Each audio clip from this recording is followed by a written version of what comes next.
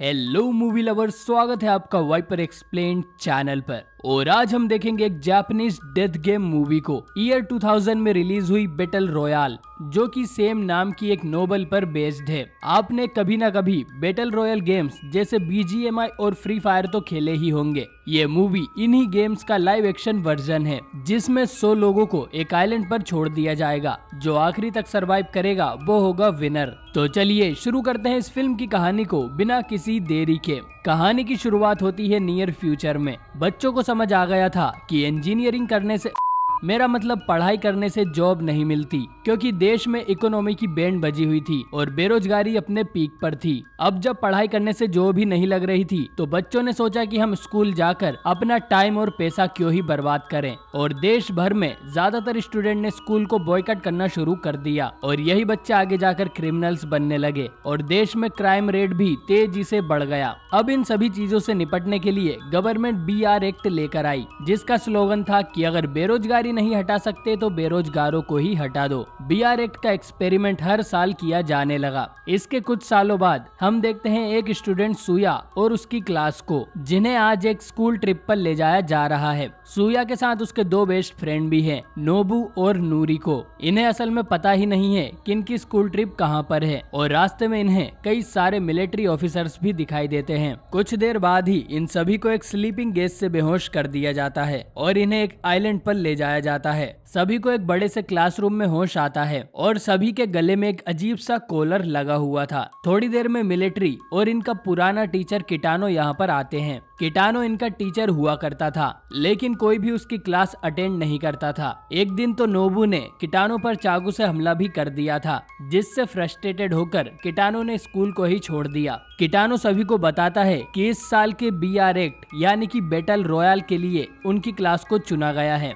यहाँ 2 transfer students भी थे जो इनके साथ हिस्सा लेने वाले थे, और इनके नाम है किरियामा और कवाडा। किटानो कहता है कि तुम जैसे बिगड़ेल बच्चों के लिए ये एक्ट पास किया गया है, जो कि बड़ों की इज्जत करना नहीं जानते। इसके बाद वो टीवी पर एक वीडियो प्ले करता है, जिसमें सभी को बैटल रॉयल और उसके रूल्स के बारे में बताया जाता है। इन सभी बच्चों को एक सुनसान आइलैंड पर लाया गया है, जिस पर अब कोई भी नहीं रहता। इन सभी बच्चों के पास 3 दिन है एक दूसरे को मारने के लिए। जो भी स्टूडेंट आखिरी तक सरवाइव करेगा उसे चिकन डिनर मिलेगा और घर भेज दिया जाएगा। यहाँ कई सारे एरिया हैं जहाँ पर ये लोग छुप सकते हैं, और किटानो हर दिन लाउड स्पीकर पर सभी को बताएगा कि कौन कौन से स्टूडेंट मारे जा चुके हैं, और ये भी कि आज रेड जोन कहाँ कहाँ बनने वाला है। स्टूडेंट्स को उस रेड जोन से तुरंत बाहर निकलना होगा, नहीं तो इनके गले में जो कॉलर है वो फट जाएगा और स्टूडेंट्स की मौत हो जाएगी। इस कॉलर में माइक और ट्रैकर भी लगा हुआ है, जिससे मिलिट्री को हमेशा पता रहेगा कि कौन सा स्टूडेंट कहाँ पर है और वो जिंदा भी है या नहीं। ये कॉलर्स वाटर प्रूफ है, और अगर किसी ने जबरदस्ती इन्हें उतारने की कोशिश की तो भी वो मारा जाएगा।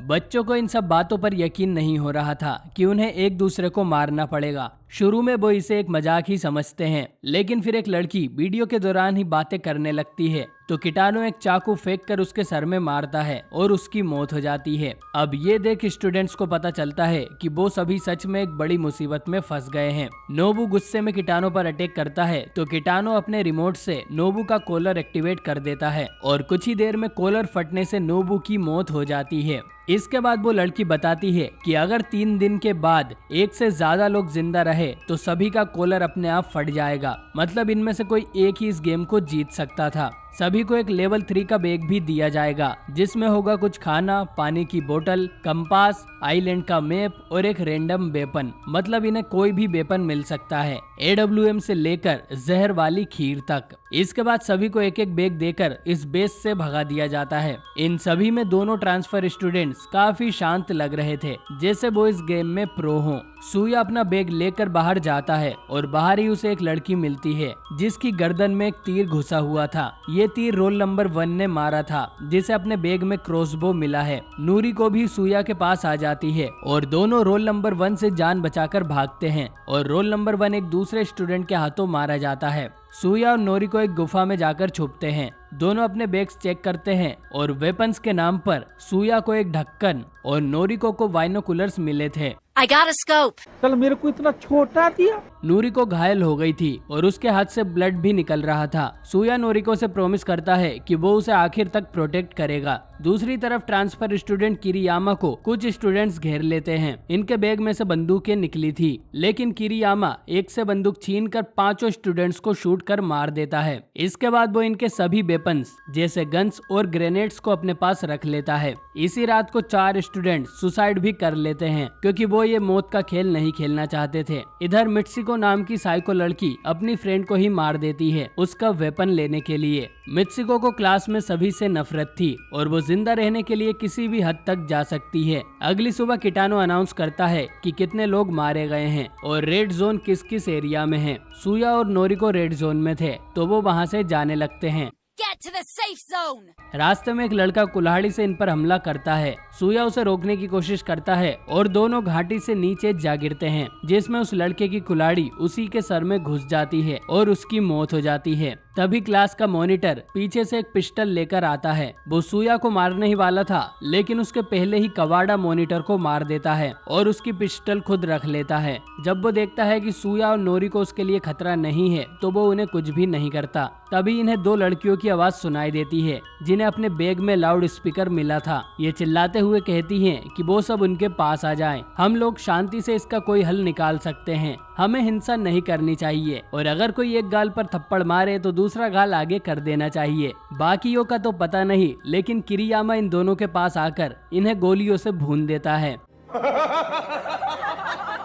कवाडा सूया और नोरिको को एडवाइस देता है कि वो यहाँ किसी पर भी भरोसा ना करे और किसी की हेल्प करने ना जाएं। दूसरी तरफ मित्सिको एक केबिन में छुपने जाती है जहाँ पहले से ही एक लड़की थी। मित्सिको ने स्कूल में इस लड़की का बॉयफ्रेंड चुराया था तो वो मित्सिको से काफी समय से नफरत करती है। ये दोनों लड़ने लगती है, लेकिन आखिर में मित्सिको बड़ी ही चालाकी से उस लड़की को मार देती है। इधर चलते चलते नोरिको की हालत बहुत खराब हो गई थी।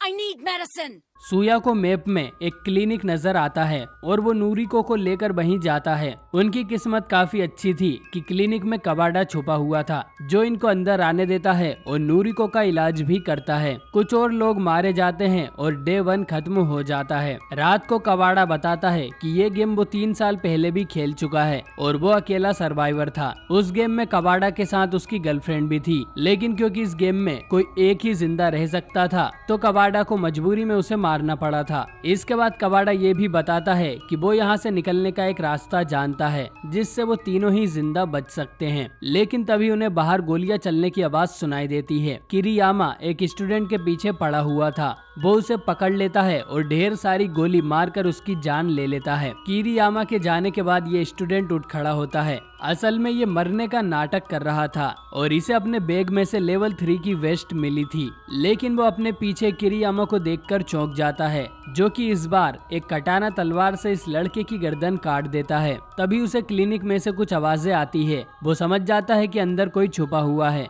वो एक ग्रेनेड निकालता है और उस लड़के के मुंह में भरकर उसकी मुंडी अंदर फेंक देता है। तीनों इस ब्लास्ट में बाल बाल बचते हैं और किरियामा का ध्यान बटाने के लिए सूया यहाँ से भागकर समुद्र में कूद जाता है और किरियामा को लगता है वो मर गया। अगली सुबह सूया को एक लाइट हाउस में होश आता है। उस्मी नाम की एक लड़की ने उसे बचा लिया था। वो कहती है कि वो 4-5 लड़कियां ग्रुप बनाकर इस लाइट हाउस में रह रही हैं और ठीक होने तक सूया भी यहाँ आराम कर सकता है। इसके बाद उस्मी सूया के लिए लंच लेने नीचे जाती है। नीचे बाकी लड़कियां खीर बना रही थी, लेकिन इनमें से एक लड़की को सूया का यहाँ आना पसंद नहीं आता तो वो उसकी खीर में जहर मिला देती है। एक दूसरी लड़की को कुछ ज्यादा ही भूख लग रही थी तो वो उस खीर को खाने लगती है और हम सभी जानते हैं कि जहर वाली खीर खाने के बाद क्या होता है। उस लड़की की मौत हो जाती है और सभी लड़कियां एक दूसरे पर शक करने लगती है कि जहर किसने डाला और फिर कंफ्यूजन में सभी एक दूसरे को गोली मार देती हैं। सूया जब नीचे आता है तो ये देखकर उसे बहुत दुख होता है कि लंच पूरा बर्बाद हो गया था, मतलब सारी लड़कियां मर चुकी थी। इसके बाद सूया नोरिको को ढूंढने उसी जगह जाने लगता है जहां कवाड़ा ने उसे मिलने बुलाया था। सूया की आवाज सुन नोरिको भी उसे ढूंढने भागती है, लेकिन उसे रास्ते में मित्सुको मिल जाती है। मित्सुको नोरिको मारने ही वाली थी कि अचानक ही वो किसी चीज से डर के भाग जाती है। ये किटानो था जो नोरिको से कहता है कि तुम्हें जिंदा देखकर मुझे खुशी हुई। तभी सूया भी गिरते पड़ते यहाँ पहुँच जाता है और किटानो नोरिको अपना छाता देकर यहाँ से चला जाता है। मित्सुको इसके बाद एक वेयर हाउस में जाती है और वहाँ एक कपल को मार देती है। यहाँ किरियामा भी आता है और दोनों एक दूसरे को कड़ी टक्कर देते हैं, लेकिन क्योंकि किरियामा ने लेवल 3 का वेस्ट पहना हुआ था तो उसे कुछ भी नहीं होता और वो मित्सुको को भी मार देता है।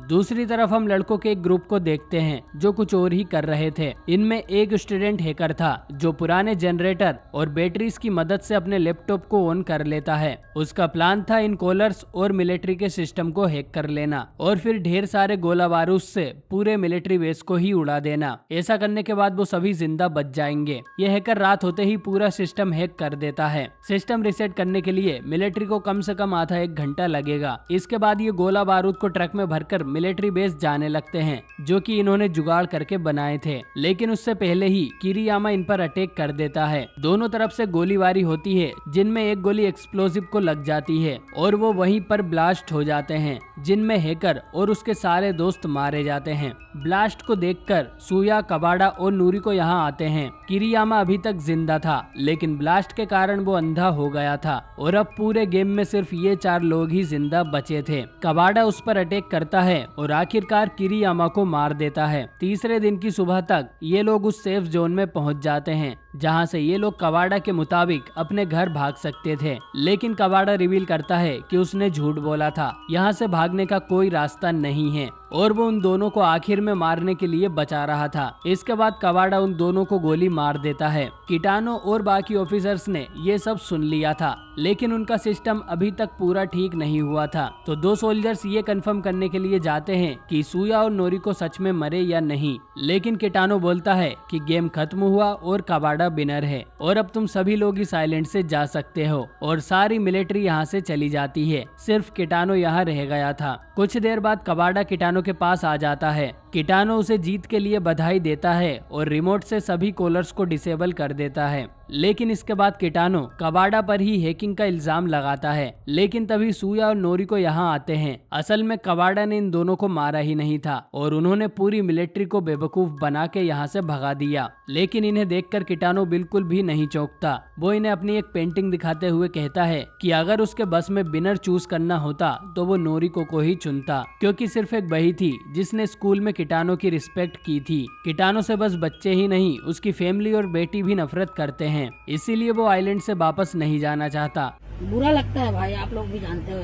वो नोरिको से कहता है कि वो उसे गोली मारकर खत्म कर दे। उसके पास जिंदा रहने के लिए अब कोई पर्पस नहीं बचा है। नोरिको ऐसा नहीं करती तो किटानो ही उस पर गन पॉइंट करता है और ये देख सूया किटानो को भून देता है और उसकी मौत हो जाती है। इसके बाद तीनों अपने अपने कॉलर्स निकालकर फेंक देते हैं। तभी किटानो का मोबाइल बजने लगता है। किटानो उठकर उसे पिक करता है और ये उसकी बेटी का फोन था जो कि उसे बुरा भला सुना रही थी कि वो 3 दिनों से घर क्यों नहीं आया। गुस्से में किटानो अपने फोन को ही शूट कर फोड़ देता है और फिर से मर जाता है। इसके बाद कबाड़ा, सूया और नोरिको किटानो की बोट लेकर शहर की तरफ जाने लगते हैं। रास्ते में हमें पता चलता है कि किरियामा से फाइट के दौरान एक गोली कबाड़ा को लग गई थी, जिससे उसकी हालत बहुत गंभीर है और कुछ ही देर में उसकी मौत हो जाती है। अब सूया और नोरिको जिंदा तो बच गए थे, लेकिन गेम को चीट करने के लिए पूरे शहर में उनके पोस्टर लग जाते हैं और उन पर मर्डर का इल्जाम भी था। सूया और नोरिको के लिए उनकी सारी जिंदगी ही एक बैटल रॉयल बन गई थी